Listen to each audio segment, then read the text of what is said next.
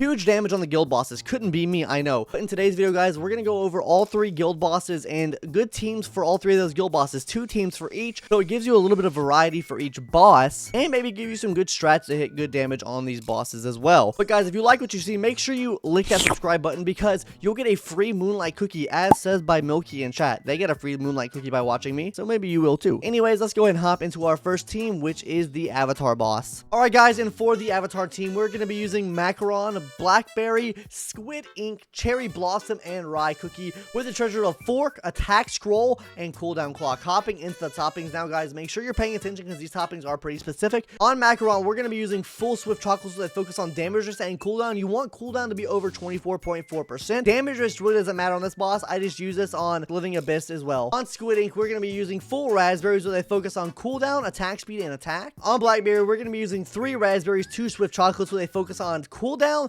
and also attack as well. On Cherry Blossom, we're going to be using full Raspberries where they focus on attack and over 7% cooldown just so she can launch her ability off as the death beam is going to come to kill her. And finally, on Rye Cookie, we're going to be using full Raspberries where they focus on attack, cooldown, and attack speed. And with an alternative team for this, if you can't build that first team, it's going to be Macaron, Squid Ink, Cherry Blossom, Rye, and Oyster with the treasure of Cooldown Clock, Attack Scroll, and Attack Speed Robes. As far as toppings for this is generally all the same. You want to be able to have all 4 soldiers out with Oyster Cookie, so you want to make sure you're getting that 24.4% cooldown on Oyster Cookie for this run. And also your top attack speeds are going to be going to Rye and Squid Ink Cookie on this. Alright guys, hopping into the Avatar boss now, what we're going to be doing is we're going to be using Macaron and when we hit the steps, and then we're going to be spamming Blackberry and Cherry Blossom as soon as we get it. Right here at the 57-second marker, guys, this is when you want to use both Rye and Squid Ink's ability so we can dodge that stun for them and go ahead and get some big damage off against the boss. From this point on, guys, we are now going to be spamming just everyone's ability except for Squid Ink's ability, and we're not going to be spamming Rye's ability. Now we want to ensure we hit Squid Ink's ability at the correct time. We want to wait for at least one wall to break here. Once that one wall breaks, then we can activate Squid Ink's ability. We're still not going to be activating Rye's ability just yet. We're going to wait till around the 39-second mark to activate Rye's ability so they can do massive damage against the boss, so we can get absolutely huge damage. From this point on, we're going to be spamming everyone yet again except for Squid Ink. We're not going to spam Squid Ink. We're going to save Squid Ink's ability until all the walls come down, because then we'll be using Squid Ink's ability then. Yeah, like I said, from this point on, guys, we're spamming everyone's ability. All the walls drop. Now we use Squid Ink again to destroy the first 5 walls, and then that last wall is going to be broken by Rye Cookie and also sometimes Blackberry, depending on your cooldown and who gets stunned there at the second part. Anyways, yeah, just from this point on, we just do massive damage, get some huge kills, and that's about it, guys. But yeah, guys, absolutely massive damage on the Avatar boss. 72 million damage. I've hit around 80 million damage before. I messed up my timing there at the end with Rye Cookie. So yeah, it could have been bigger damage if I would have held off and not used it yet. We should have used Blackberry before so we could have done the massive damage on the guild boss itself. But I fumbled the bag, of course, as always. But yeah, guys, there's our Avatar of Destiny damage. Alright guys, talking about the Living Abyss boss now, we're going to be talking about the team that I use for Living Abyss. I can't build the team that's better for Living Abyss right now, which includes Hollyberry and Squid Ink and stuff like that. So yeah, we're going to go ahead and talk about the team that I use, and then we're going to talk about the Hollyberry team after that. Over the team I use, we're going to be using Oyster, Carol, Macaron, Charles, and Werewolf. And with the treasures of Attack Speed Robes, Attack Scroll, and Cooldown Clock. For Charles, we're going to be running 3 almonds and 2 peanuts, but they focus on damage resist, HP, and cooldown attack speed. You want to make sure that he has one of the highest attack speeds on the team, and you also want to ensure that he has the highest HP on the team, so he's the one getting eaten by the monster. Also, you want to ensure that he has over a 4% cooldown, and you want to ensure his attack speed's over 5% as well to make sure he's getting that attack speed buff. For Wolf, we're going to be using 3 crit jellies and 2 raspberries where they focus on attack, crit, damage resist, cooldown, and attack speed. You just want to make sure he has the highest attack speed on the team. You also want to make sure his cooldown is decent enough so he can try to get as many abilities out as possible. And crit also helps too as far as dealing damage to the boss. For Macaron, we're going to be running full Swift Chocolates where they focus on damage resist and cooldown. As I was talking about in the Avatar boss, this is where you want that damage resist for, is for the Living Abyss boss, and this is exactly where it goes. For Oyster, we're going to be running full Swift Chocolates with at least 24.3% cooldown and 10.8% damage resist. And finally, for Carol Cookie, we're going to be using full Swift Chocolates again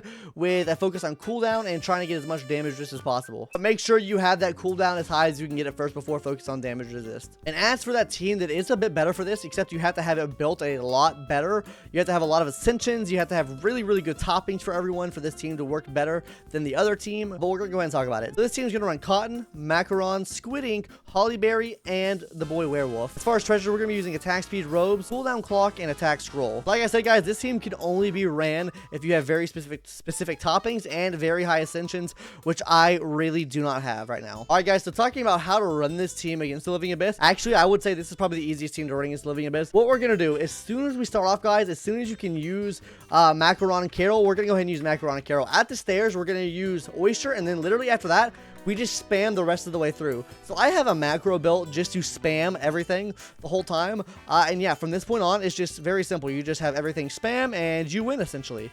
Very easy clap, guys. And yeah, just follow this here and you'll do big damage. So we'll time lapse here through the rest of this guild boss here. And yeah, we'll talk about the damage at the end.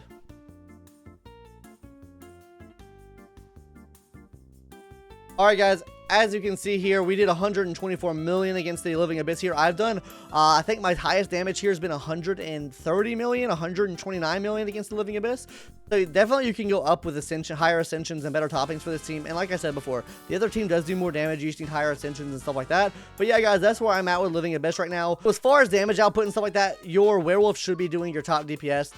That should be your DPS carry. So yeah, guys, then let's go ahead and hop into the final boss now, which is the Red Velvet Dragon. All right, guys, and finally, we're going to be talking about two teams I use for the Red Velvet Dragon.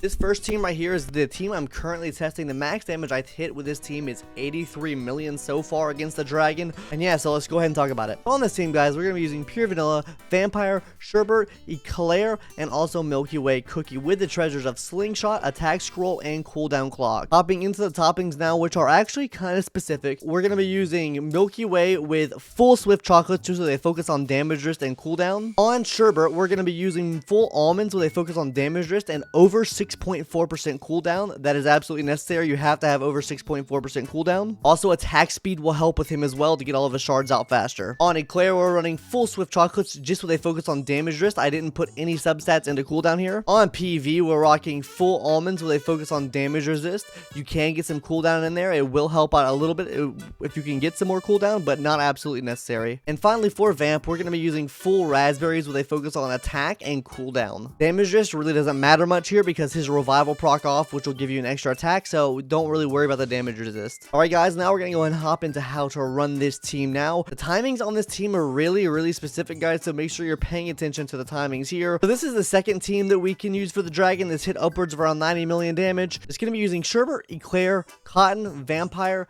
and Licorice with the treasures of a Slingshot, Attack Scroll, and Cooldown Clock. As far as the toppings go, the cookies that were on the last team have the same exact toppings, and Cotton's going to be running full cooldown with a focus on damage resist and cooldown, and Licorice is going to have the same thing. Alright, so first things first, guys, you want to go ahead and use PV as soon as you can. When we get past the steps into the dragon, we're going to use Sherbet and Eclair. I have a macro set up to use Slingshot when necessary. So after activating Eclair and Sherbet's ability at the 57-second mark, we are then going to activate both Milky Way and Vampire's ability, notably when the Slingshot's around 1 second to 2 seconds. After we hit those abilities at the 57-second marker, we're going to be spamming everyone's abilities after that until we get to a little bit lower time frame, so then we have to start timing again. So we ensure that Sherbet can survive more of the run rather than this 3 burst. So how we're going to do this is we're going to activate Sherbet and PV around the same time. We want to delay PV's activation right here, guys. We want to wait till he actually starts hitting the dragon with his shards, so he's already taking damage, and then we use PV to heal back up. Because if you activate it too early, then he will die. But yeah, from this point on, guys, we're just spamming all the way through now, just trying to keep Sherbet alive. Now the timing should be pretty upkept to keeping Sherbet alive. Sometimes he will die depending on when the activation of the Slingshot is, because if he gets caught using his ability still while Slingshot activates, he will be a guaranteed death. So yeah, guys, just keep that in mind. And from this point on, guys, we literally just spam the rest of the way through. But yeah, guys, there's our 83 million damage against the guild boss now. And yeah, so let's go ahead and hop into the end of the video now to share the rest of our thoughts and everything like that. Also guys, I do have videos of every single team that I listed out here on this video today, except for the Milky Way Dragon team, which we'll be putting a video out on later this week. But other than that, we do have videos of like a full in-depth guide on each of these teams on the channel. I'll try to link them in the description below if you want to check those out. But anyways, tell me what you guys think on these Guild Boss teams, if they're good for you, if they help you out, or if they're absolutely dog shit trash. Anyways, that's gonna do it for today's video. Hope everyone enjoyed, and I'll see you in the next one later. Bye bye.